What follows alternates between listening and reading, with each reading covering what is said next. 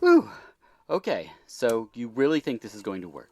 Yeah, I mean, sound waves fall into, three categories: longitudinal, mechanical, pressure. And as long as we have the proper multi-channels elongated and wait, why are you looking at me like that? I don't know what you're saying. Like, I know some of these words, but like how you've grouped them, Yeah. Then yes, I think we're a go. All right, so I'll do my intro, and when I give you the signal, you open the portal, or electrogate, or whatever. Okay, ready when you are. Wait, one thing. He can't, like, track the signal or something, right? No. Okay, here we go. Hello, and welcome to VHUs, the podcast where each episode is about a film and the guest has the profession portrayed in the film. I'm your host, Dirk Marshall, and as always, a kind reminder for a review. 5 stars would be very helpful. Find us on Instagram and Twitter at VHUS_podcast, where we do giveaways, show original artwork, and more. My guest today is Psycho Goreman, who is a Psycho Goreman. Thank you for being here. What is this? Who addresses me with the sadly primitive Eronian tongue? I knew I should have saved the intro. Hello, I'm your host, Dirk Marshall. Welcome to the VHS podcast. I'd like to welcome you to find us on Twitter. If I find you, I will effortlessly crush every cell in your disappointing, flabby corpuscle. Okay. Now, should I refer to you as Psycho Goreman or Archduke of Nightmares or PG? No name can encompass the breadth of my power. Okay, no name then. I'll signal you by pointing like this, and then you'll know to talk. JL, can you cut that and make a note about the pointing? Whoa, I thought you agreed we weren't going to bring me into this. And who is this? My price for your participation in this travesty will be an eternity of suffering beyond what your feeble minds can comprehend. Oh boy. Okay, so where are you now? Are you on Gygax? Silence! We can't really do silence on a podcast. I'm doing the pointing thing. Where are you? I am deep beyond where your kind would assume the universe ends, bathing in the blood of 1,000 enemies. We don't really know where you began your passionate work as a Psycho Goreman. How did this all begin? My reign began when I found the gem of Paraxodike and overthrew the Templars. From that point on, my rule has ended entire dimensions, constantly satiated by the screams of entire vanquished species. Right. Any fond memories of Gygax? Like, if I were on the market for a new home, would Gygax be ideal?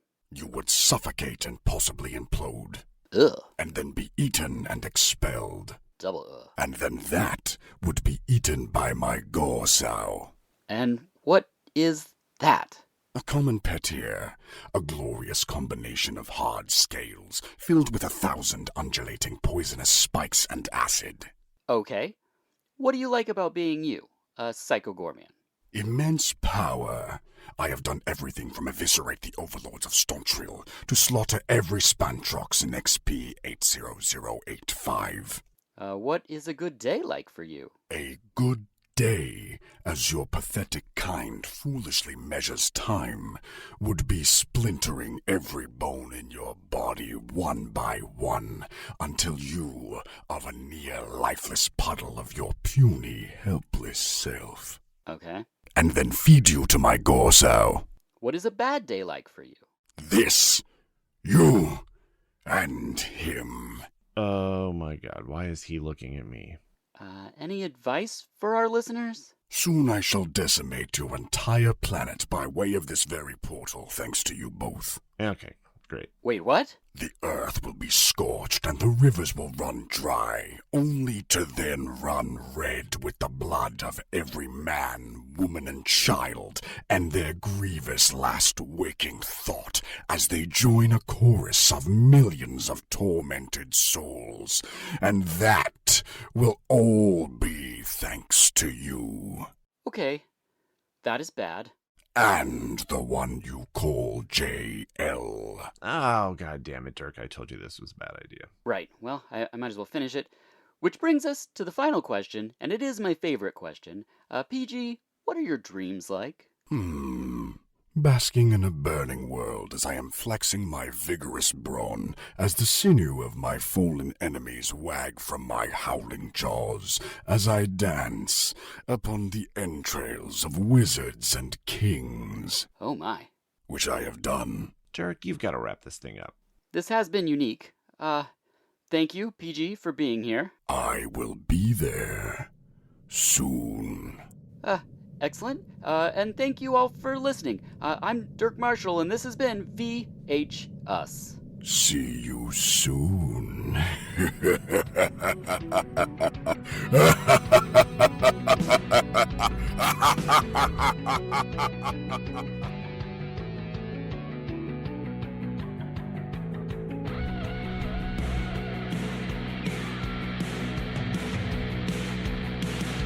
This episode was made possible by the following people. First, I want to thank Steven Kostansky, the creator, writer, and director of Psycho Goreman. This episode would not exist at all had he not okayed the project and the script. Stephen Vlahos, who is the voice of PG in the film and the episode. Stephen, thank you for your time and hard work. People, you'll be hearing more from him on VHS. Our director, editor, and producer, J.L. Watkins, who also is voiced by himself. Thank you for your hard work to make this strange idea of mine real. Of course, I played myself and wrote the script, so thank you all for listening. As a thank you for being here, we've included a bonus episode of our casual chat format, so let's get right to it. The guest is Elijah Taylor, our late return is Rigor Mortis, and this is VHS Presents New Releases and Late Returns.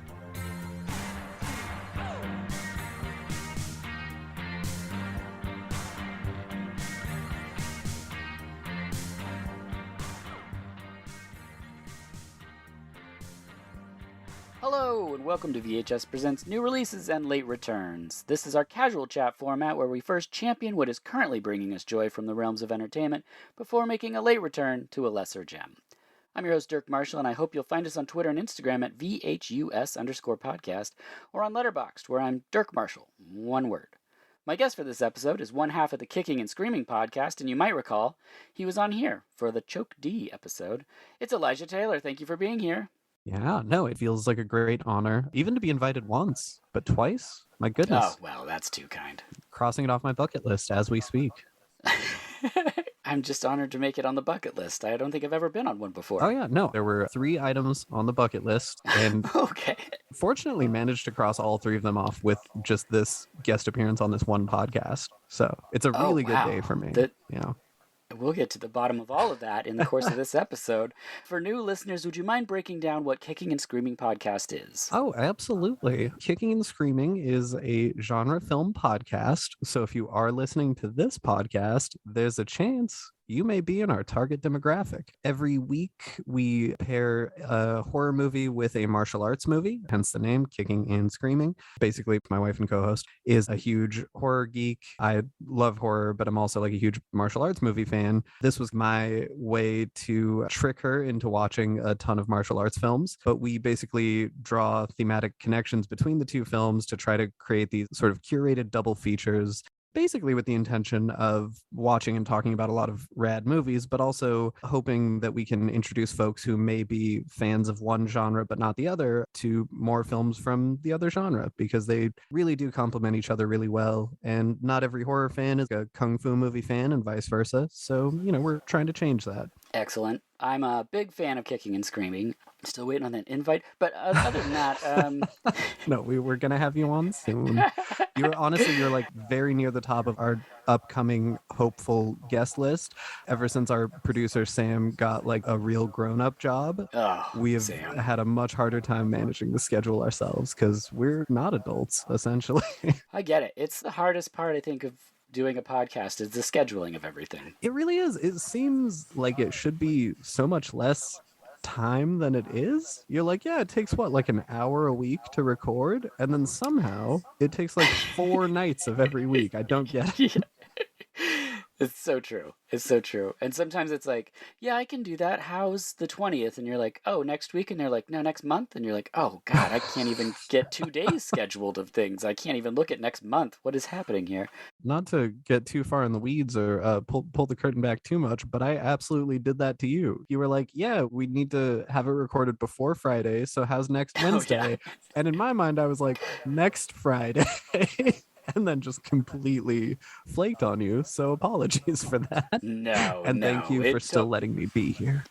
Oh, please, absolutely.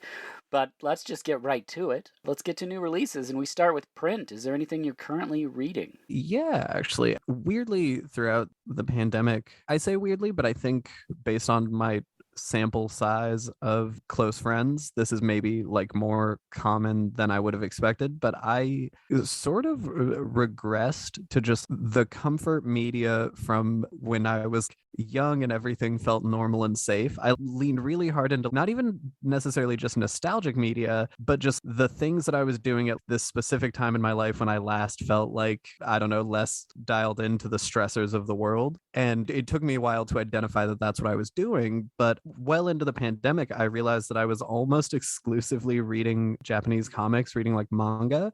And I was like, oh, that's so weird. I was really, really into manga for like this brief phase in high school and then haven't really, kept up with it for most of my adult life. But suddenly, curveball, I got really into it. And eventually I realized I'm like, oh, everything that I've been consuming media wise has been comfort food from when I was a teenager. So I've been reading a lot of manga recently, almost exclusively. Of recent things that I've read, I was obsessed with the series Chainsaw Man. I don't know this. Okay, so I am convinced that the creator, whose name is Tatsuki Fujimoto, is one of the most brilliant comic book creators currently working. Their titles run in Shonen Jump, which is a recurring publication. I think it's monthly in Japan. It might be weekly, actually, but it's a Japanese magazine that collects individual chapters of each new release from each currently running shonen manga. Shonen, I think, literally translates to young boy. And so it's a magazine geared towards young boy demographics over there. So it's a lot of Dragon Ball Z, Naruto, One Piece, Bleach, a lot of the very Okay. archetypal, kind of cliched, tropey action franchises that have run forever. They all have the same formula. Tatsuki Fujimoto is 3 for 3 on releasing titles that start very try hard, kind of edgelord, and it's like very what a 13-year-old boy would think is really rad. It's like, oh, this guy, he sold his soul to a chainsaw demon, so now his head is a chainsaw and he has to kill 100 Yakuza zombies. And you're like, that's tight. It's extremely stupid, but cool. And then literally within like 20 chapters, the tone and the themes change so radically. And by the end of the series, or this first major arc at least, it is so much more intelligent and heartbreaking than you could possibly have expected from the beginning. And you still get the cool, stupid teenage boy shit where like a chainsaw man fights a katana man, and that's cool. But you also get just this really tragic character arc from a protagonist who has basically never been shown affection or intimacy and really, really wants those things, but doesn't really know how to identify them and just like is manipulated again and again by the people in his life to the point that eventually in the arc, he's like, I don't even know what I want or what would make me feel comfortable. All of the things that I thought I wanted were just a roof over my head and a good meal. And I have those things and I feel so empty. At this point, I just want to shut off my brain. I wish I wasn't even a human. I wish I could just be a dog and be told what to do. Whoa. And you're reading entire chapters of characters who are just lost in grief and depression. I remember there's a page where he uses multiple panels to show a character just lying down on a public bench and just lying there because they don't know where else to go or what else to do with themselves. And it's like you turn a page and they're still just on a bench in this long, quiet, tragic moment. And I really love it because you start reading and you're like, yeah, this is stupid and I know what to expect. But it's such a rug pull because it feels like the creator basically identified, okay, I need to get a ton of sales in my first few chapters by appealing to this teen boy demographic, and then I will have full creative license to do anything that I want. It's very subversive, super violent, has some incredible horror set pieces, and it's just a really beautiful series. I'm genuinely considering getting a Chainsaw Man tattoo. That's how into it I was. Okay. Yeah, highly recommended. If you're into manga, Chainsaw Man. yeah, I mean, with a title like that. I also have recently picked up the latest John Darnielle novel, House of the Devil. John Darnielle, lead singer, songwriter for the Mountain Goats. Oh. I'm only a couple of chapters in, so I can't speak to it as of yet, but his previous novels have been great. I think he's a phenomenal writer, both lyrically and in prose. I give a tentative recommendation, having not actually read that yet, so... Well, that's great. Good variation there. Yeah. Like to cast a disparate net. Yeah, perfect. I am still reading The Good, the Tough, and the Deadly, action movies and stars from the 1960s until present. It was put out by Schiffer. It's just a compendium of action movies, just brief paragraphs about each one, and sometimes interviews with like Olivier Gruner and stuff like that. Fascinating. There's some people I haven't even thought, like Lorenzo Lamas. I haven't thought about Lorenzo Lamas in quite some time. Oh my god, yeah. Same. And there he was. So I read about that. Have you come across any yet that you're like, this is a new discovery to me and I'm now excited to check it out? I've come across a bunch that I was like, I'm just going to buy these. But then I was like, well, let's just go to YouTube and see. And then I was really glad that people have put those up on YouTube. I was going to say, I had almost an identical arc. There was a VHS cover art coffee table book. I believe it was published by Mondo, or Jason Edmonton did curation or wrote the intro or something. But I wish that I had the title of it. It's like, it's on my coffee table. But yeah, it's just a bunch of really rad VHS cover art.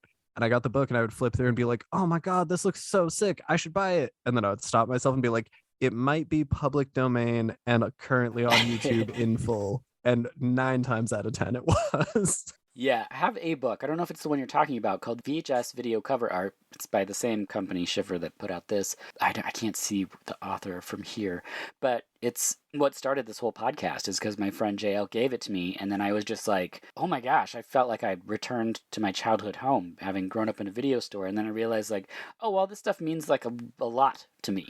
So Yes. I want to talk to people about this stuff. That book was huge. That was huge for me. I just Googled it. It is the same. Yeah, Thomas Hodge, the dude designs. Yes, that's what I was trying to Hodge. think of, not Jason. Yeah, fantastic book. And also, I love that that's the origin of the podcast. Yeah, I'd never thought about my entire life. I just was like, yeah, you grow up in video stores. That's what people do. And then it takes until I'm like, was in my late 30s that I get this book and was like, oh, this is a unique thing that I want to talk to people about. So yeah. I wonder if maybe just every geek who is into something to an above average degree, whether it's genre film or fantasy football, video games, whatever, someone who's really, really into their niche thing. I wonder if everybody has that awakening moment, because I had a very similar thing. I eventually had freelance written for Fangoria, but years before that, I met someone who was at the time writing for Fangoria, and I geeked out and they were like, oh, are you a horror fan? And I, at the time, was like, well, I don't know that I'd call myself a horror fan. Not like you probably, but, I like the movies. And then the more we talked about it, the more I was like, well, I guess those are like the only media that I consumed for the first 15 years of my life. So yes. Yeah, I had the same thing where I didn't ever think about it, but I'd seen everything that had come out since I was born or whatever. Yeah. And because I always thought, oh, a horror fan is the person that has 19 Scream posters on the wall and a hatchet above their door. That's a horror fan, but it's actually, there's variations to all of it. And so I was like, oh, there's just different things. Like I was just thinking the other day, I love Phantasm. It's my favorite franchise. So I had to buy the box set that came with the Sphere, because I was like, oh, this is super cool. And I got the Sphere and I put it on a shelf and I just looked at it and was like, this isn't who I am. I'm just not that person. I don't have any collectible figures. I'm just not, it's like, and the weird thing was I could see my face reflected in the Sphere at the time. It's like you have a very introspective moment. Yeah, it was so weird to have that with the Sphere that I've loved since I was like a child. But yeah, I get it. I totally understand. I get that with the collectibles because occasionally I will see a single, because I growing up was very into anime and video games and comic books and such. And I'll occasionally see it'll be a really cool Kamen Rider statue or something. And I'm like, oh man, I love Kamen Rider so much. And that's so cool. And it brings me so much joy. I really want to buy that. And then I think about like, where does that go in my home? Because I'm not one of these people that has like display cases full of cool shit. So I'm like, I just put that on my dining room table? I don't know. It feels very all or nothing sometimes. Yeah, no, I feel like it is. I think you're either way into it, and I know lots of people that are. My brother is so into the Lord of the Rings, he has Lord of the Rings collectible swords on his walls all over. Nice. And it's like, yeah, I love it. When that's your thing, go all in if that's your thing. Yeah. But also, if that style isn't your thing, that's okay too. It doesn't make you any less of a appreciator of an art form. It's a weird thing to realize about yourself that you're like, oh, I guess I am a fan for sure. I'm really into these things. Yeah. Yeah. Which brings us to games. Are you playing any games right now? Oh my God. I knew the format. I've listened before. I knew you were going to ask this. But God, I was hoping you wouldn't get me started. No, I finally picked up a Souls game. It's finally clicked with me. I am playing Elden Ring. Same. Oh no! Oh God! Yeah. I was honestly hoping that you would be like, I'm totally unfamiliar. Give me a brief rundown, because the problem, as I'm sure you've realized with playing Elden Ring, is that I could talk about Elden Ring for 3 goddamn hours. I just keep waiting for another person to be like, oh, I been playing Elden Ring recently, so that I can just it has consumed my every waking thought. I owned and operated a chain of video game retail stores from the time of the release of the first Demon Souls game all the way up through, I guess Sekiro would have been the last one before this. My job was video games when all of these came out, when the Dark Souls first became like a phenomenon, and like when it gradually began to shape so many other AAA development philosophies, where it was like over the last decade so many games have imitated this style because of this runaway wild success of a relatively low budget game. And I like watched this whole phenomenon sweep the medium, and I watched every one of my employees and coworkers get obsessed with these games. And so I talked to customers about it, I watched them play it, I talked to my coworkers about it, and every time I tried to play one, it just fundamentally did not click for me. I would put 2 or 3 hours into it and be like, I don't get it. As far as like a third-person action game, I prefer something faster paced like Devil May Cry, Ninja Gaiden, Bayonetta. I was like, as an RPG, it's not there for me. Narratively, it's not clicking. I don't get how these are fun. Finally, it clicked with Elden Ring. And now, not only do I get it, but I'm like, it's all I want to think about or do for the foreseeable future. I haven't even finished this playthrough. I'm like 60 hours in, and I'm already thinking about what I'm going to do differently on the New Game Plus and what kind of character I'm going to be playing on the subsequent playthroughs. It's a problem. It is a problem, Dirk. Well, so I never played any of the other games. I was one of those people that's like, I'm not going to play it at all. And then I saw there was co-op, and I mainly just play in the evenings with my friend JL, and it's just, we play whatever. So I was like, well, there's co-op, so we can play it. And he's like, all right, well, let's get it. And this was after being pummeled by everybody about how great it was, and you can go everywhere, do whatever, and blah, blah, blah. And then I started it, and I died so many times, so quickly. Yep, yeah. And I really quickly learned that I'm not what is called a sword and board person. Okay. Which is a sword and shield, I guess. I don't get the combo situations. My fingers don't understand what my brain's telling them to do. It's just not my thing. Distance. I'm good with distance. So I'm an astronomer. Okay. So you're going a more sorcery kind of magic build. Yeah. So I'm that route. I'm a lot happier with that. That made me like, okay, I can do this. I love the horror aspects of it. The fact that you turn a corner and you're just like, oh my God, why? I love that. It's terrifying. It scares the crap out of me constantly. Have you been to an area of the map called Caria Manor? Yes. Okay. I didn't want to spoil it, but since you have been there, I learned a thing recently that is, I am so frustrated by. I've been playing on the PS5. It has a share function where if something cool happens, you can press a button and it clips recent gameplay, and you can set it the entire time I've been playing, last 15 minutes, last 30 seconds. So I have primarily played this game after my wife is asleep. I will get preposterously high. I'll put on some music and just play Elden Ring for like 6 hours. In one such state, I was playing and was like jump scared by an enemy at Carrion Manor, the Yeah. big hand spider that comes up out of the ground. And because I was devastatingly high, alone in an otherwise dark room, I shrieked, I audibly Yeah. exclaimed, and then I was like, fuck, that's a really cool boss design, or like enemy design, not even a boss. I was like, I have to No. show that to Vanessa. She'll appreciate this horrific thing. So I clipped the gameplay. Don't think about it until a few days later, but then I'm like, oh, let me show you some of this cool Elden Ring stuff that you haven't seen yet. I did not know that when you do that, it's got to be a setting that I'm sure you can turn off, but by default, the PS5 records ambient audio through a microphone in the controller. Yes. So I'm playing the clip and for the first time hear myself turn into Shaggy from Scooby-Doo and fucking scream and then audibly say, that scared me so bad. And Vanessa is like, this is what you wanted to show me. That's so good. Oh, it did me dirty, put me Yeah. on blast. And then I went back and started watching other clips and realized it was recording my voice the entire time. So there's a boss fight, a particularly difficult enemy where after beating them, I exclaim, you ain't shit. You ain't never been shit.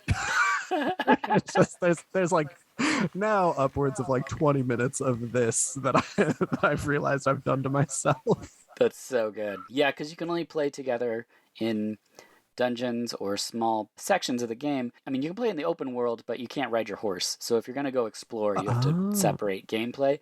So we had separated, and all I hear is JL riding through Caelid or whatever that area is called. Oh, yeah.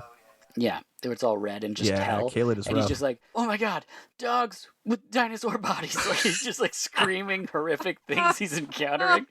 And it was the wildest because I'm trying to picture it. I hadn't been there yet before that period. Yeah. It's the most fun to listen to someone also narrate the game because there's so many just like, why is this happening to me moments. It's so good. No, also, I gotta say, I'm envious that you have found yourself playing a magic build. I had to almost confirm with a friend early on, and I think it has helped that I've been stoned most of the time that I've been playing it. But I was like, hey, these games, they're kind of just vibes, right? There's not a correct or incorrect way to do it. The game does not want me to be playing like a certain style or whatever. Like, it's just whatever feels good. And he's like, yeah, that's part of the appeal. You do you play whatever build feels right. Especially this one is more like, I guess, open-ended and accessible than the previous ones. But I've just been playing guy with sword, no shield, no bow, no second thing. Whoa. I have a sword and I hold it in both hands, and that's me. And it's carried me real far. I just beat Radon, big guy on a little horse. He's like the boss of Caelid. Just beat him, just guy with a sword. And so I'm like, yeah, it's working. But I kind of checked in and I was like, hey, every few hours, it seems like I get a new mystical artifact or spell that's like, you can turn your sword into lava and summon 1,000 meteors. And I'm like, that sounds really cool. But my guy just does sword. He just does sword. He's the sword guy. Yeah. I'm a little envious. It seems like there's a lot of cool stuff you can do when you are magical. Yeah, I'm throwing laser boulders and stuff. It's a wild time. I was hoping you'd be like, nah, it's not that cool. Laser boulders. That sucks. Stick with just plain sword. Oh. It's I don't. nice sword. Do you? This sounds personal, but do you grease your sword with the like dragon grease? And I've done it one time, and it was for the Radon fight because I was like, narratively, Scarlet Rot will either be his weakness or he will be completely immune to it. And I was like, it's going to be one or the other. And it turned out to be his weakness, which was helpful. That's so funny. There's so many things I don't do right in that game. There's so many things. Yeah, we were playing the other night. There was 3 of us. And our friend Aaron, he was a samurai, so he could dual wield. Oh, nice. If you're still listening, we will get to movies. and he was like blessing things and hailing stuff and doing all kinds of crazy stuff with his swords. Before we went into battle, it was like 5 minutes of just like all these buffers and things. And I was like, I'll never be this, but I'm enjoying it to whatever extent. I just use my laser boulder. Yeah, I throw laser boulders. No, and that's the thing. It's literally you do you. It is the game is the epitome of that. Every person that I have talked to has like a wildly different play style. All of them have worked. And like I think like different areas or enemies are easier or more difficult depending on how you're approaching it. But I think the game kind of takes that into account. I've fought some guys that I'm like, oh, as a sword guy, this is a cakewalk. This dude was made to be beaten by a sword guy.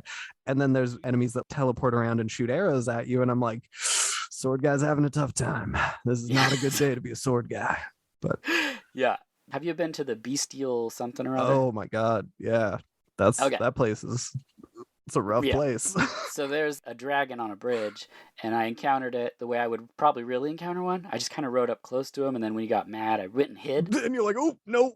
Yeah, and then he went to get me and got stuck, and then he just died. What? And yeah, and I was like, that's probably how I'd really play that. Like, I mean, like, it did not seem heroic in the least bit. It was just... No, but you're going to tell everyone. Yeah, I fucking wrecked that dragon. It was an epic battle. It took days and nights. There was so much magic happening. The sky was crazy storm. But in real life... my friends pop into my game, and they're like, where's the big dragon on the bridge? And I just play it off like, oh, yeah, I killed him. He's gone. Yeah, he's chump change. He doesn't come back. No, I love that. Well, since we covered Elden Ring, I'll just plug a similar game called Cat Lateral Damage. It's a first-person cat game where you knock things off of shelves. Oh, I like that. Yeah, Cat Lateral Damage. Probably also really fun if you were super high. There's like this genre of game that I don't know what to call it because I'm no longer as dialed into the video game sphere, but I feel like a discernible pattern of games that are physics based and kind of rely on the physics being sort of difficult to parse, and it makes it kind of goofy and comedic, like Surgeon Simulator type of stuff, or like Octopus Dad. Octopus Dad, yeah, it's got kind of an Octopus Dad vibe. I just found it because my 8-year-old daughter's getting into video games, and, you know, of course it's like Minecraft and Roblox and things like that, so I'm trying to find things outside of that, and so I found this cat game, and she was having a great time just wrecking shit in this house, so I just wanted to throw that out. If anyone wants to play something a little lighthearted, Cat Lateral Damage. We're playing on the PS5. I am going to check that out. It sounds right up my alley. Which brings us right to music. Anything you're currently listening to, I'm guessing, while you play Elden Ring. You're correct. It's while I play Elden Ring. And actually, I've gone through a weird array of things because I put Spotify on the PS5, turn the in-game music off, and then just play my own soundtrack or whatever. And I went through a bunch of stuff trying to find like what fits the vibe of Elden Ring best. And the answer may be different if I were sober, because I started with things I'm like, I don't know, maybe a Monomarth or some kind of like Viking metal guy with sword and medieval armor type shit. Yeah. I did some instrumental stuff. I tried synthwave stuff, some, like make it more kind of spooky and horror. All could work. Yeah. And I like went through a lot, and I landed on the one that first clicked for me in a way that I was like, okay, based on how high I am, the boss I'm currently fighting, and the vibe that I guess I need that I would not have expected, I put on the album, I believe it's called After Laughter by Paramore. It was one of the later Paramore albums. The single off the album was Hard Times. Very good single, good music video. I was scrolling through a bunch of Spotify stuff that I had listened to, put that on, and something clicked where I realized that the vibe I needed was just a specific sort of lighthearted, so that when a boss was really, really difficult, I was like, nah, I'm just staying calm. It's breezy. I'm just having fun with my girls. And so it's been a lot of Paramore. As far as recent stuff, the self-titled debut album from the band Wet Leg. So Wet Leg by Wet Leg. Have you listened to that at all? I just started getting into Wet Leg. Oh, it's so good. Yeah. I feel like it was sold to me as like very tongue-in-cheek poppy, or like Europop, Europunk or whatever, but just this very like, it's like very like twee Brit pop that's not self-serious, and it's just very kind of shithead music, that they're like, they're just having fun. And it definitely is that lyrically, but musically it's so fucking good, and they're like so good at what they're doing that I'm kind of in love with that album. Yeah, same. I will look up post-punk every once in a while just to see what people classify as post-punk these days. And Wet Leg was at the top of that list. Oh, amazing. So I was like, that's interesting. See, yeah, I'm so bad at the classifications. Years back, I was talking to a kid who was years younger than me, very visibly a punk kid, like blue Liberty spikes and like safety pins all over and patches and stuff.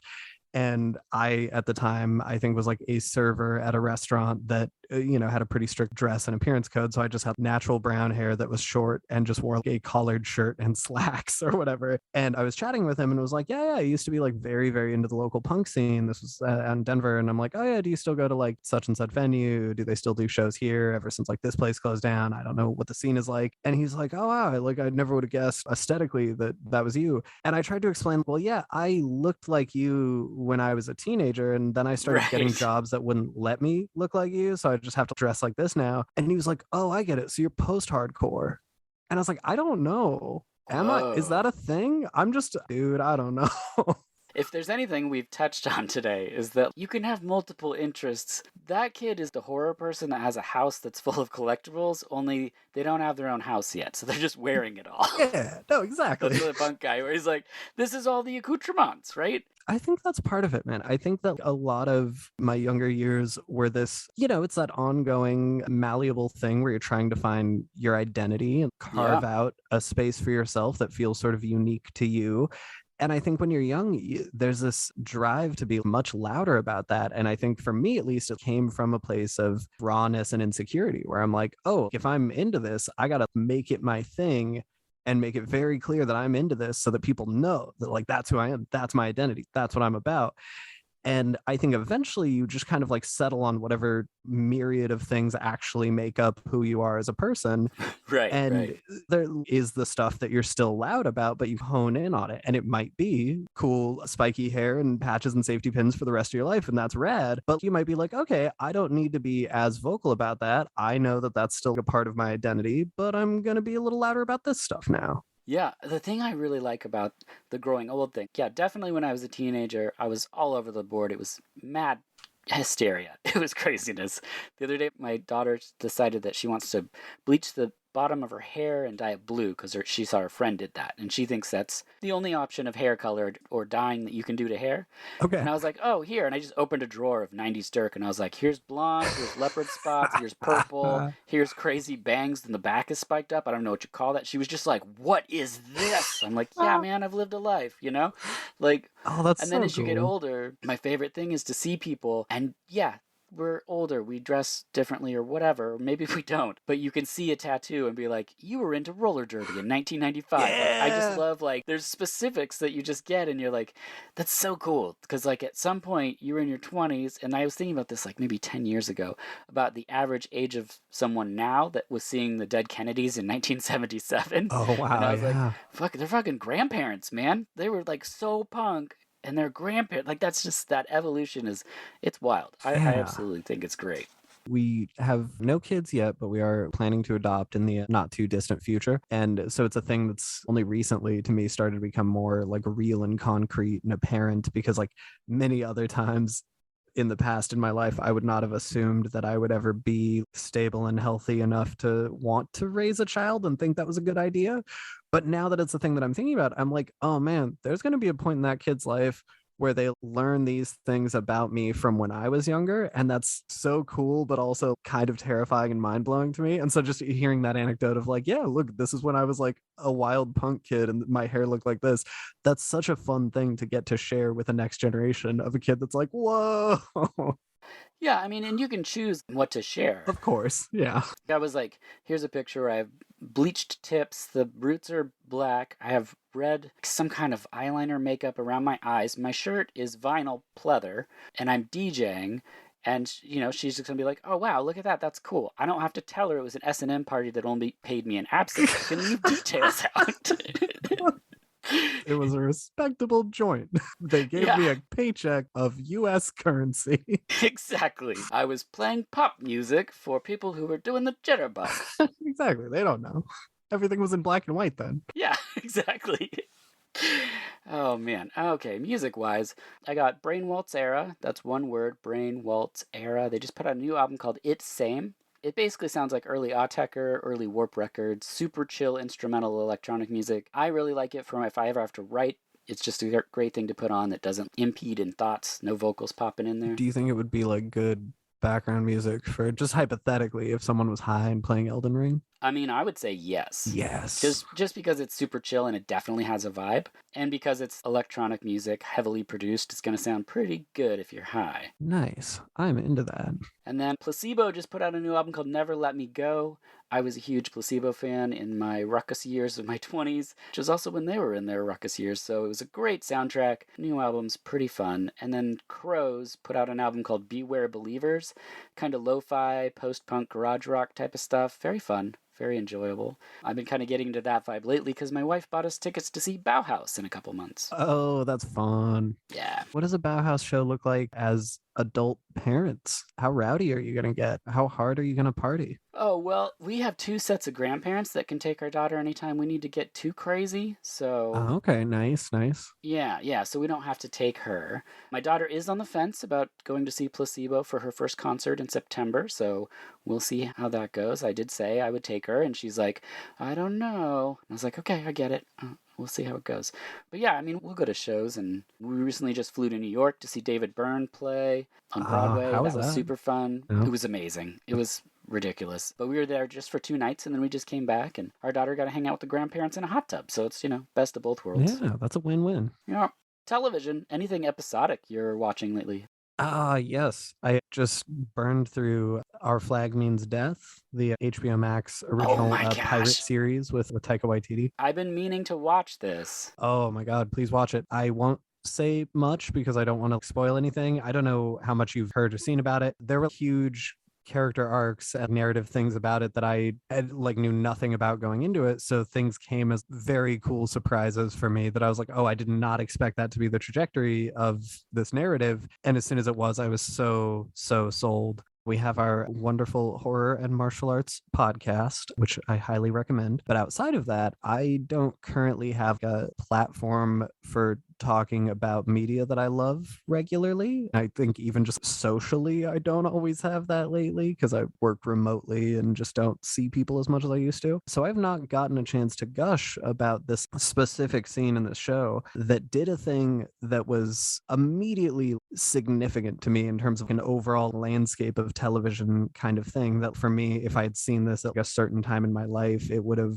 fundamentally changed things for me. But then even seeing it now, I had an emotional response, which is that a character who is openly gay, who is aboard this pirate ship, surrounded by varying degrees of tough guy outlaws who are like, I'm really good at throwing knives and killing men or whatever. His primary skills are that he can read and write. He's a bit of a dandy, and he's in the early episodes he's not the butt of a joke, but he's clearly not a tough guy pirate. He's kind of a fancy lad who carries himself a little differently than the others, and he's a fun character. But there's a scene in which a dude who is like the epitome of the cruel, bloodthirsty, tough guy pirate is ordering him around, and he's like, or what are you gonna do to me if I don't listen to you? You're not my captain, you're not anything to me. And the guy's like, oh, I bet your crewmates would be real scandalized to hear that you've been sketching so and so in the nude and hear about what you've been doing behind closed doors. And he just laughs and is like, oh, they all know, man. I've sketched a lot of them. And suddenly there's something in the performance that I almost feel like had to have been deliberate from episode 1, that was he starts, just the things he does with his face are very, oh, I'm out of my depth and a little bit scared, or I'm aghast or embarrassed about the wackiness happening around me. And then suddenly he is so hot and so charismatic and so fucking dominant of a presence in this scene that he just withers this dude who's the archetypal tough guy badass. And he does it without being no, I'll beat you in a fist fight. I'll beat you in a sword fight. I'm physically more powerful than you. He does it by just owning and embracing who he is in a way that the other guy cannot hope to match or cope with. And he's like, I know more shit about you that you would be embarrassed to have get out than you know about me. I am untouchable. And he just becomes the most badass character in the show by virtue of just owning and embracing his identity and who he is with reckless confidence. And it is something that there are so few examples of that in media for me, a queer person who was deeply closeted for most of my early life, because I'm bisexual and I like kissing dudes. But for most of my early life, I had this really deeply internalized idea coming up. Part of it, I think, maybe is coming from a traditional Latino household that I had to be a tough guy. And if I was gay and I liked men, I couldn't be tough. And there are so few examples in media of someone who is both of those things. And up until now, I think Omar from The Wire was like one of my few big reference points of like, I he's very never saw that show. Oh, it's so you've never seen The Wire? Come on, Dirk. I'm sure I every time you've know. ever said that, someone's gone, you've never seen The Wire? But yeah. Yep. It's about 5 minutes. Yeah, exactly. But you got to watch it. It's great. But he is a character who is both of those things. But the ways in which he's badass are he's a tough guy. He's not afraid of you. He'll shoot you with a gun. He'll beat you in a fight or whatever. And he just also happens to be gay. And we've had those characters, but it is so rare to see a character who is openly gay, a huge tough guy, badass, but the ways that they are like considered strong and capable and powerful in a scene are not because they're also like physically violent, but rather just because they embrace themselves. And I got emotional watching it and was immediately like, I'm in love with this actor, I'm in love with this character, I'm in love with this show. It's beautiful. All right, Chef's I'll kiss. watch it. Mwah. I'm definitely gonna watch that. I don't have anything. Sarah's been watching Russian Doll with Natasha Lyonne. It's on Netflix. It's kind of quirky time travel show. I don't know. I will say, for me, the first season of Russian Doll, there's a distinct moment where it kind of elevates itself from its premise, I thought. Okay. I don't know, with no spoilers. There was a distinct scene where I was like, okay, now I'm in. I'm paying more attention now. So, I recommend it. I liked it. There you go. Season 2 is out right now. Wait, season 2 brings out? us. Oh my God. Yeah. Okay. I got to watch season 2. Which brings us to movies. Any movies you've seen lately? Oh, I was going to get right into the movie that is the subject of this episode. No, just new movies. God, there's got to be Everything Everywhere All at Once. Have you seen this yet? I haven't. No. Oh, I'm excited to talk to you about this one as soon as you see it. I'm a big fan of the Daniels from like their music video and short film work, and then their 2 previous features, Swiss Army Man and The Death of Dick Long. I liked both of those a lot for different reasons. And of course, I love Michelle Yeoh, because how can you not? So I went in with very high expectations, like, oh, I'm going to love this. I did not expect it to immediately become maybe one of my favorite films of all time. I saw it in theaters, was openly weeping by the end, and had to reconcile, okay, I know that realistically I have to give it some time, because I can't just immediately declare this is bumping something off of my top 10 list or something. I'm like, I got to right. ruminate and wait. And then I went back and watched it again in theaters the next day and was like, no, I genuinely think it's going to be somewhere in the ranking. I got to sit on it for a little while, watch it a few more times, but it's absolutely one of my favorite films just that I have seen year to date, lifetime total. So highest of recommendations on that. Yeah, I can't wait to see it, but apparently I can, because I just never go to the theater. But I'm gonna see it, I swear. I watched Savage from 1996. This is Olivier Gruner. He's a simple farmer whose family is murdered. He's in a mental health facility, but he breaks out to hide in a cave and get possessed by a caveman, and then he fights aliens and possibly virtual reality altogether. It's an insane movie. I just watched it. Sometimes you find these old movies and it's like every decision they make is the craziest perfect decision. That's what this is. It shouldn't be enjoyable, and yet the whole time I was looking around an empty room, as it is usually the case, just myself watching these things, and I was like, this is insane. Are you guys seeing? No? Okay, just me. But, yeah, okay. Savage. I've never seen nor heard of this. Yeah, I'm I immediately neither. so sold. Oh my gosh. Is it available on YouTube? I don't know. I saw it on Amazon. Oh, okay. I'll watch it on Amazon. I'll watch it legitimately. But he's got he plays a simple farmer. It's wild. Every single thing that happens, I was just like, oh, okay, all right. I'm interesting optical effects. And then 1999's Cold Harvest. Wait, I know the title. There we go. Okay. Yeah, in a post-apocalypse film where he must protect Barbara Crampton, who's carrying his dead twin's child. Yep. That's from that late 90s, early 2000s DTV output, in which Gary Daniels was cast frequently, but not always utilized the way you would hope. No, it is something.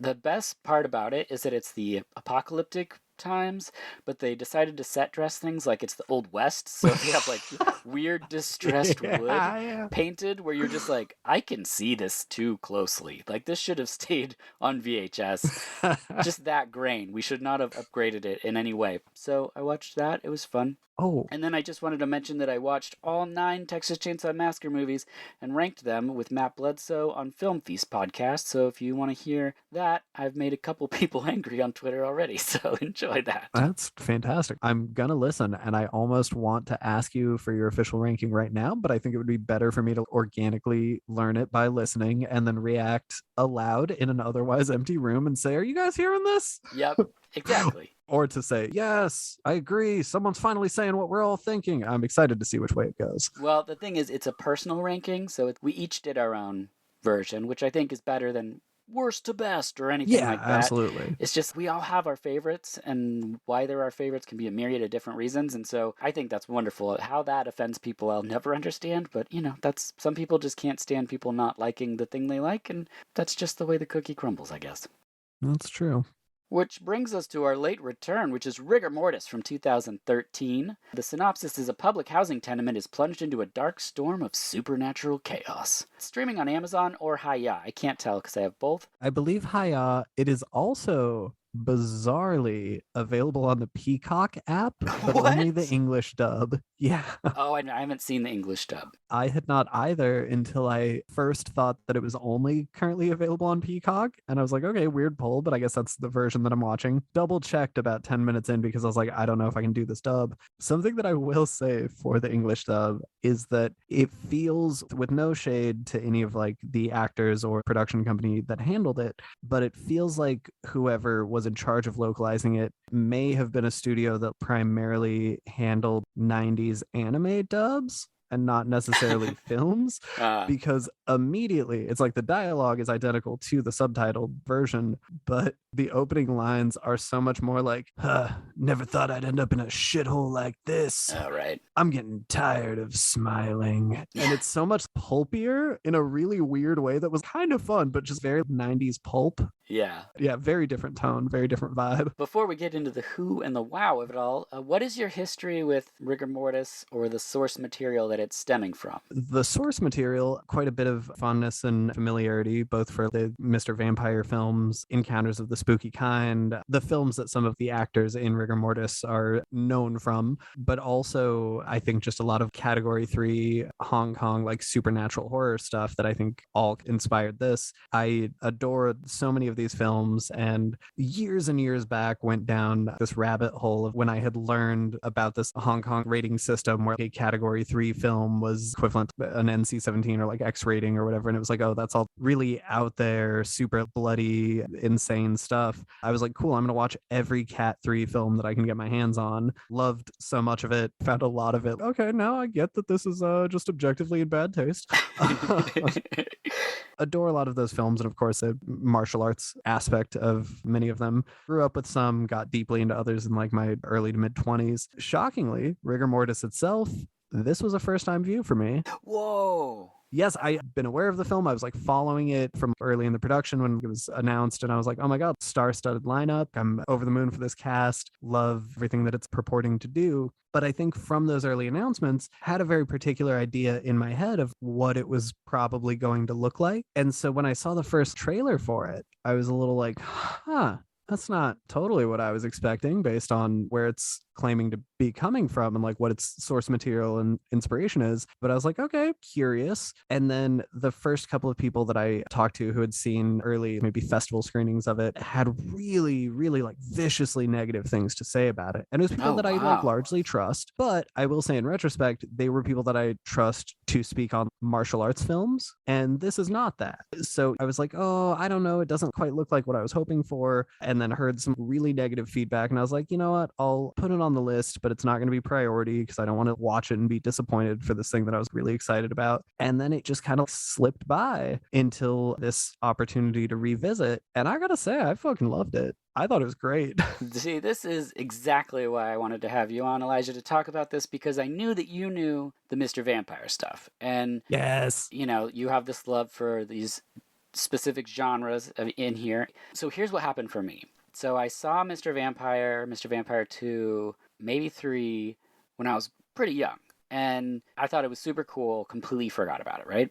And so the whole Jiang Shi thing, it was not even in my head. And this Rigor Mortis trailer comes out, and I'm like, I watch anything I can from China, Japan, Korea. I just love the cinema over there, and I want to see as many stories as I can. So Rigor Mortis comes out, and it starts, and I don't know the rules, right? So I don't know the Right. tools they're using. I don't know there's vampires at play. And if you go into this movie not knowing anything, it is the most Lynchian experience watching it because you're just like, what the fuck is happening? Like when the people with the parasols go down the hallway and we're like above this camera shot and then we kind of crane over them and there's people smoking from their skin. It's like they introduce strings. It's like, I was like, what is happening? She's like, just stay along the walls Yeah. during these hours.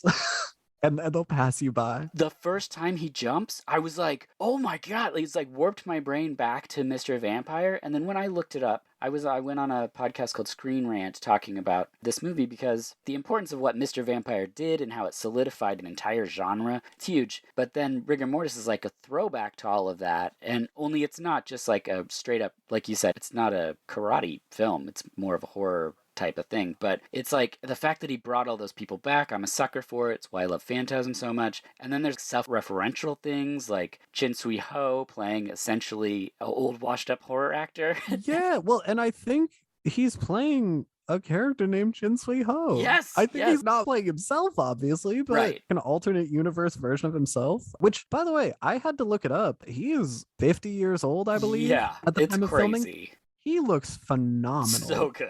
I was like, there is no way that is him from Mr. Van. Absolutely not. That movie Yeah. was 1,000 years ago. There's no way he looks that good. No, he looks like a fit man in his early 20s. He looks much younger than I do in this film. Yeah, it's wild. He was also in The Seventh Curse, which I love. Yes. Claw the Eagle, of course, all the Mr. Vampire movies. He just did a movie called Mr. Zombie, which was directed by Andy Lau. So, Oh, shit. yeah. I gotta pick that up. Also, Anthony Chan is in this movie. He plays Yao. He was in Mr. Vampire and a ton of movies. He'd retired and came out of retirement. He retired a decade.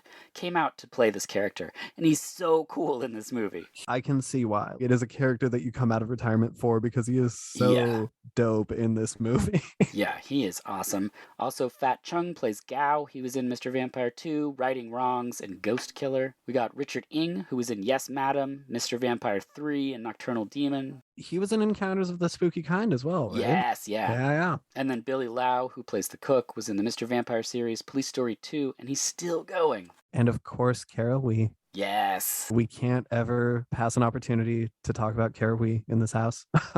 No, she's so good. I'm such a fan. She's always been incredible. My Young Auntie, of course, masterpiece. Yes. Really, truly a stacked cast. I almost can't imagine going into this movie without some of the context because, yeah, as you said, I have to imagine it's a deeply bizarre and surreal thing. It almost assumes a level of both cultural knowledge, but also knowledge of this specific cultural folklore. It would be, I imagine, like watching kind of like Western vampire movie in like Southeast Asia, watching it in Malaysia or Vietnam, and they're saying vampire, and they're like, yeah, you know, garlic, holy water, crosses, Right. all the vampire things.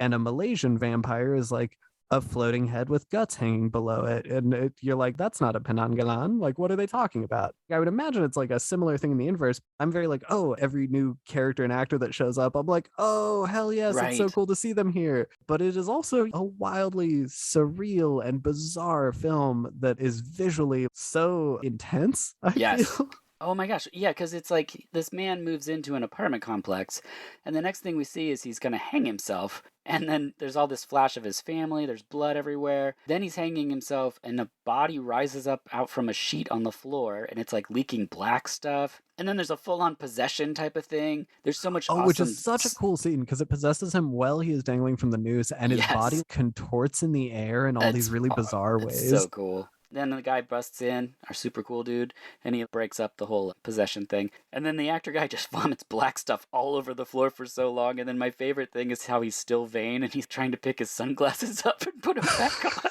It's so good. God, yeah, the movie, I feel like even tonally, it veers so wildly between really hardcore horror, Yeah. really trying to scare you with intense blood everywhere, super graphic, intense visuals, really leaning into the haunted house elements of this deeply haunted apartment building, and then just kind of screwball comedy, but it never quite feels zany. Right. There's this veneer of bleakness over everything. And so you get the guy talking about how he's descended from a long line of vampire hunters, but now he makes rice because Yeah. there's no fucking vampires anymore. So now he cooks rice and everything is bullshit. And it's very comedic, but also so sad.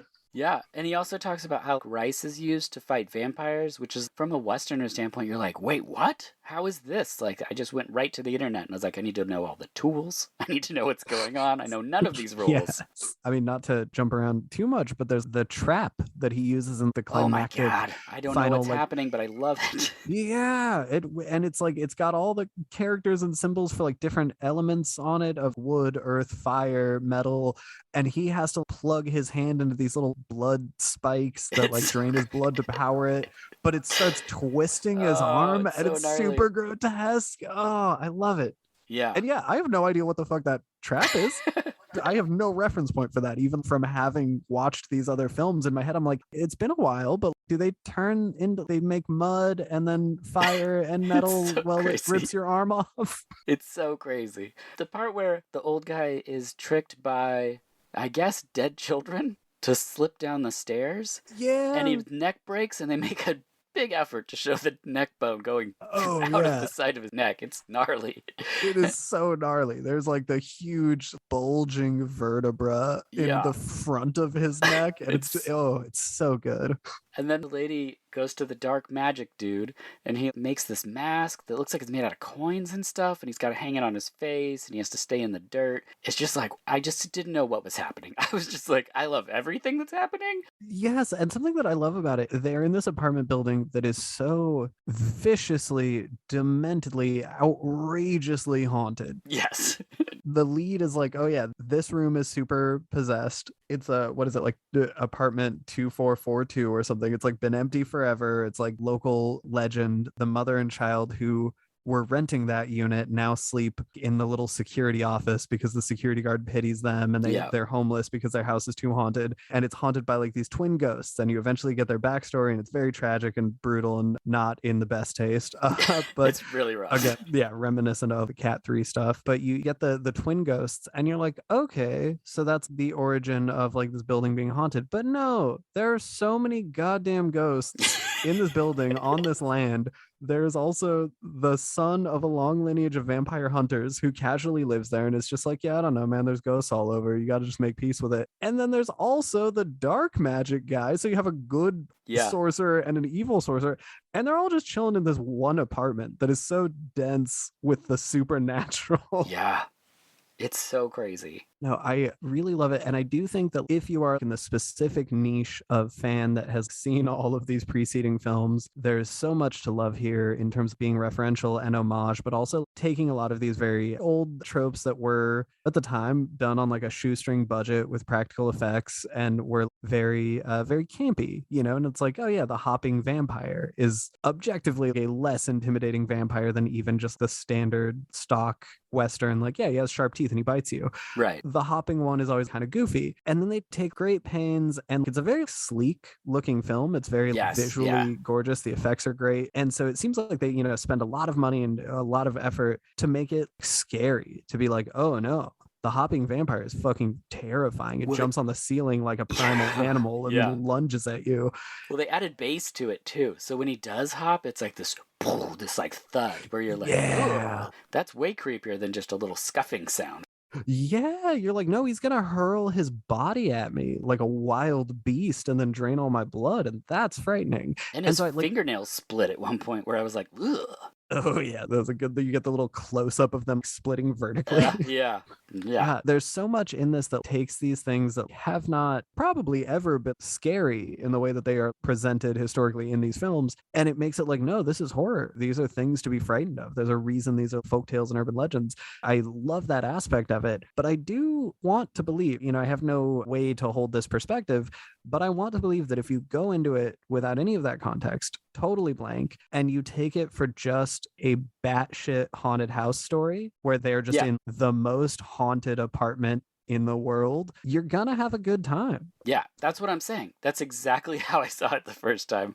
And it wasn't until I realized, oh, this is part of something. So there's something to this. And then that's when I started realizing, like, okay, Juno Mack that directed this, he cast 5 people that have been involved in stuff back to the original Mr. Vampire. Some of them haven't seen each other in decades. And he's like, I'm bringing this all together because when he was a kid, he would watch these movies and he has this huge love and affection for these people. And he just thought, like, how cool it would be to make this a resurgent thing for Mr. Vampire. And so that's what he sort of set off to do. And I think he did an excellent job. Yes, I totally agree with the people who went in looking for Mr. Vampire because it's obviously... Right. 50 years later, 40 years later or something, but like, I just love all the different things it does. He's throwing people through concrete walls like it's nothing. I mean, the floor turning into like wet concrete is so crazy. God, no, the visuals, like the set pieces, there's so many individual moments that are beautiful and horrifying. And I feel like if you could take so many individual frames from this film and just show them to someone and they would have the A24, Right. Look at this. What is this fascinating and beautiful art film with gorgeous cinematography? And you're like, yeah, no, it's rigor mortis. Watch it. Yeah, I think it'd work. Yeah. Also, 2 things on this, 2 questions I want to throw your way. Talking about, the origin of this film and how it came to be, this director sort of being like, this is the thing that I loved so much and I want to update it in this modern way that's not just remaking it but telling it as a horror story and putting my own kind of voice into it, presumably. Is there anything that would be that for you? And I know that's like a hard question to answer, and also neither of us, as far as I know, are filmmakers, but in a theoretical alternate universe where you were given a blank check and resources and you were like, okay, I can direct one feature film and it can be any previous IP and I can bring back the actors if I want to, is there one of those for you? Gosh, that is such a good question. I mean, honestly, I wouldn't say no to a Phantasm. I think it's one of those things that it came out and it hit so big and it's so weird. And the fact that they kept doing it with the same cast, I love that type of thing. It's so strange and kind of frameless that I think it could work anywhere. Personally, I think that there's room to make a modern Phantasm movie that does take a big tonal shift and goes the quote unquote elevated horror route Sure. that leans into some of the weirder, more surreal elements, but in a presentation that, almost like rigor mortis, is a little more playing up the abject horror of these things and in that colder, more slow burn sort of way. Because obviously Ravager was not that, Right. The more recent Phantasm films. Yeah, even just visually, a lot of things are a piece of like Phantasm lore that you're like, no, that's weird and fucked up. And I think you could kind of show that through a lens that would play with a modern crowd. I don't know. I think there's room to experiment there. Yeah, I feel that way about most things. Like, I like how, like in comics, they'll do, this is the dark version of whatever character, and then this is the alternate universe or whatever. For some reason in films, we get stuck in this, like, so here's the Batman movie, his parents are going to get murdered. And you're like, oh, God, we've seen this so many times.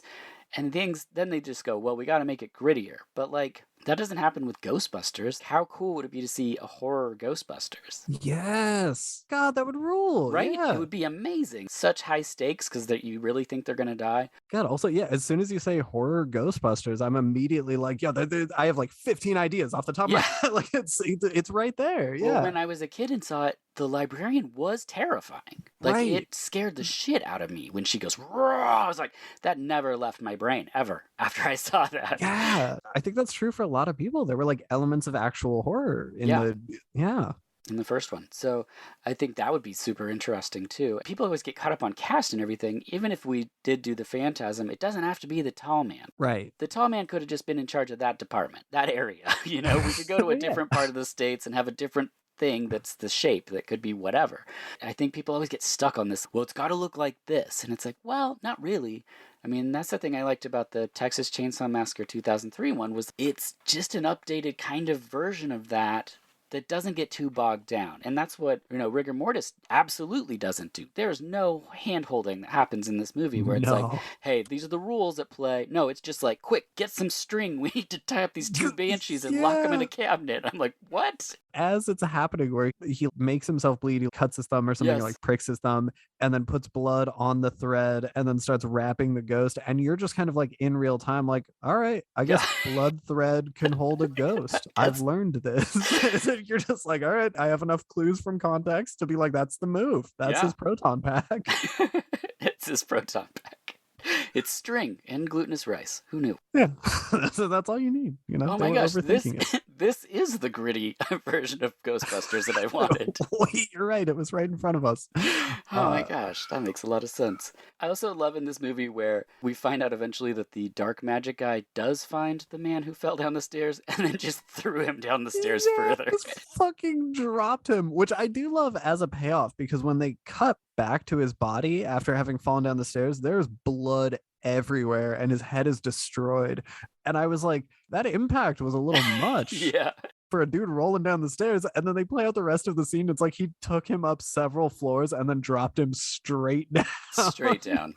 It's so good. Yeah, and they give it to us. They don't cut away from it. Yeah, you get the head explosion when he hits the tile. It's great. Very satisfying.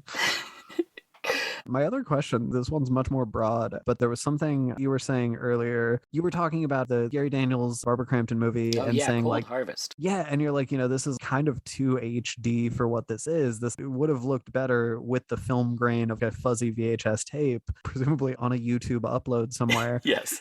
And I had actually had the thought while watching Rigor Mortis, where I was like, I wonder if some audiences didn't connect with this because it's hard to watch a Cat 3 film that's shot in 4K digital. Right. Like it's hard to watch like a violent, exploitative, supernatural Hong Kong film that doesn't look like it's from the 70s, that doesn't have the film grain and the fuzz and it looks low budget. And you're like, okay, my mind knows how to categorize this. This is of a certain time and era, and it's meant to look campy and schlocky and shitty.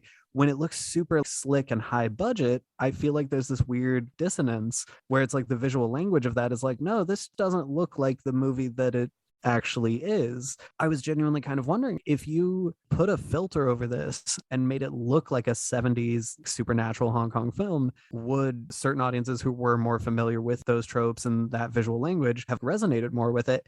And then I started thinking, is that true of just some films that you're like, oh, if this looked a little shittier, I think I would enjoy it more? Yeah, I think you're right. And I feel like by the same measurement, other films, if they looked any shittier, it would feel like too bad to watch. Like, I Saw the Devil is like just the right amount of style, whereas if it you're right. if it looked I just couldn't ever watch it. You're right, because it is so Walks a graphic, thin line. and it is a film that has so much meanness and cruelty for every character on screen, where it's like it exists in this nightmare world where 1 in 3 people is a prolific serial killer. Yes.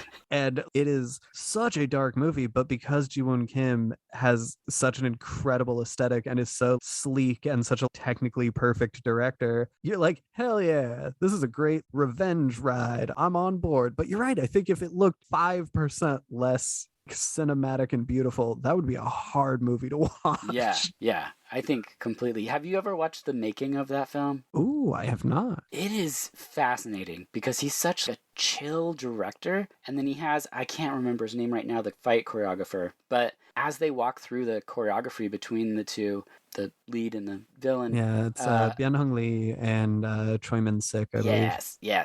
Because Choi Min-sik is supposed to fight like a child. He can only fight when he has a weapon, right? That's the guy from Old Boy. Yes. So, and then what was the detective's name you said? Byung-hun Lee? Yes, Byung-hun Lee is a detective. He's trained to fight. And so as they go through the movements, and then you see the director, because he has nothing in his head about how the fight should go. He's like, I know nothing about fighting, so you do it. And then he's just kind of like hanging out smoking, and you watch them go through the paces, and then he'll come up and he'll throw a couple things in there. It's masterful to watch. I know that this is the movie we're talking about, but my God, it is so good.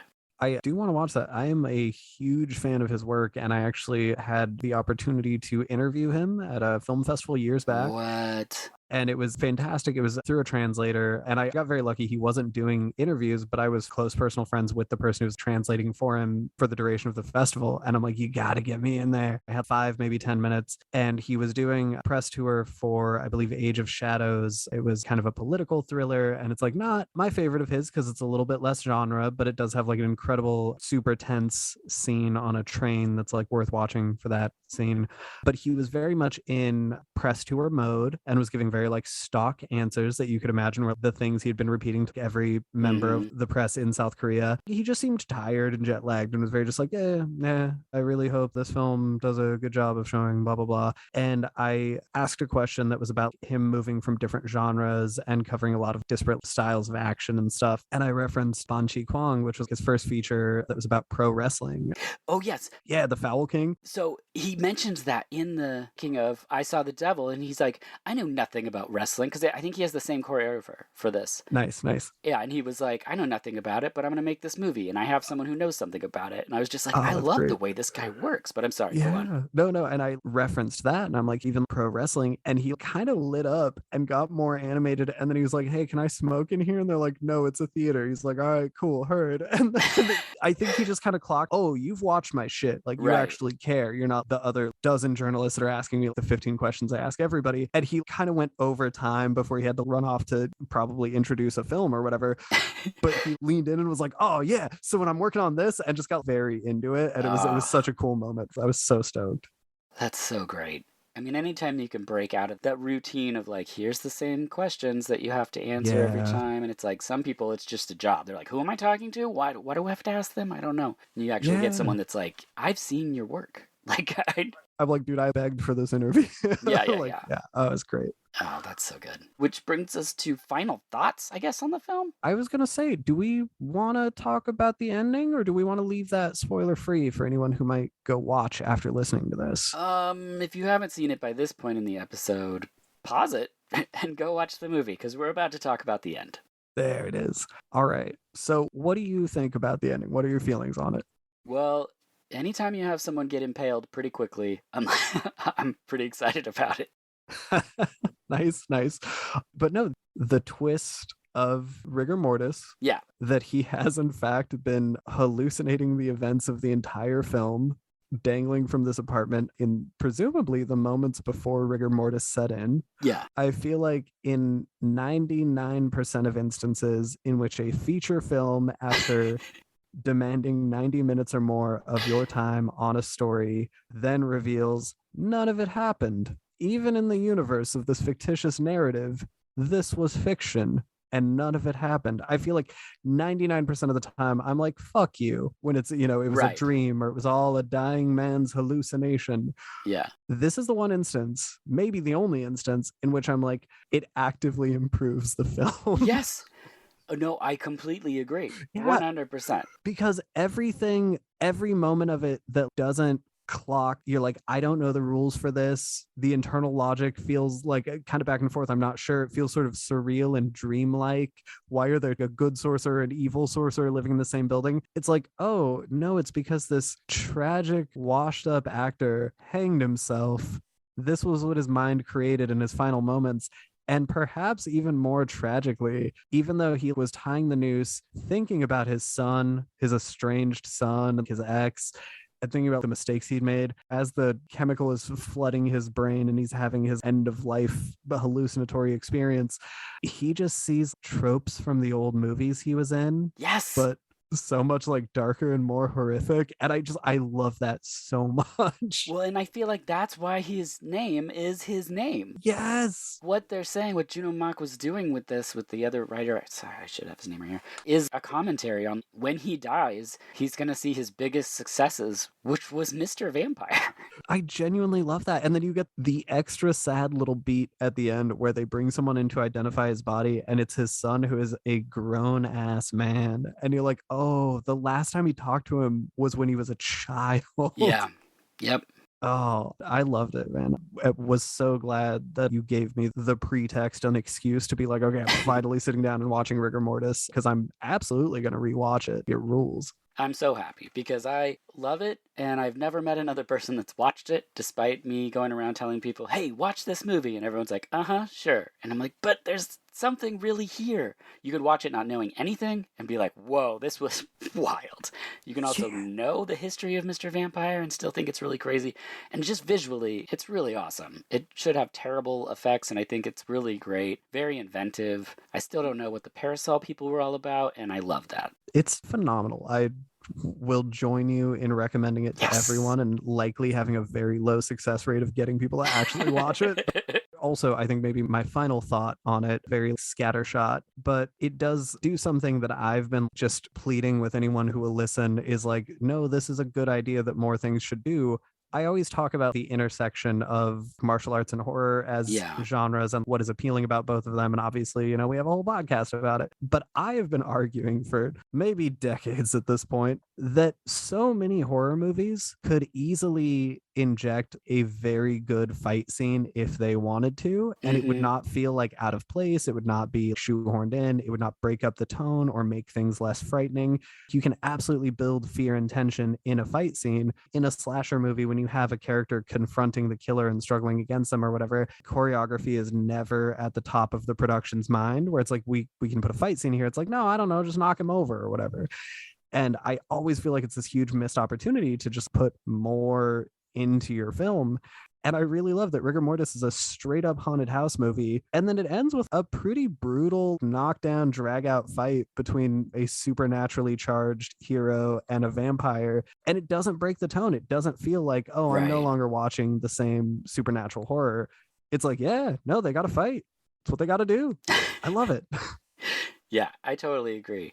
And to tie into what you're saying, I think the best place if someone was going to make another zombie movie would be the Olympics. Like, have the outbreak happen at the Olympics, right? Yes. Because, I mean, oh my God, you have the best athletes. They're going to be doing crazy fighting moves. There's javelins. There's all kinds of stuff. Shot puts. Yeah, crazy kills galore. And we would be in awe of the athleticism of the people involved rather than everyone's real dirty and tired, apparently. What the zombie movies are like now. Also, interpersonal conflicts that you have opportunity to create at the Olympic Village. Oh yeah, there you go. You know, it's great. I mean, let's get a producer on the phone. All right, let's. I don't have any projects. Okay, we'll sidebar this. We'll come back around. All right, yeah. Well, I'm also flipping through my Rolodex. Turns out I don't know how to make films. we both have actual Rolodexes still. Yeah. Just nope. Okay, that's a big rate. My desk is my podcasting microphone and my Rolodex. Weirdly, it's just your phone number and then 2 video stores, and they've both gone out of business. We have to keep editing out you flipping through it. It's very distracting. Okay. Well, Elijah Taylor, thank you so much for being here. Kicking and Screaming is the podcast. You can find it wherever you podcast. Follow Elijah_pizza on Twitter. Is that still the handle? That is the handle. There it is. As always, I'm Dirk Marshall, and this has been VHS Presents New Releases and Late Returns.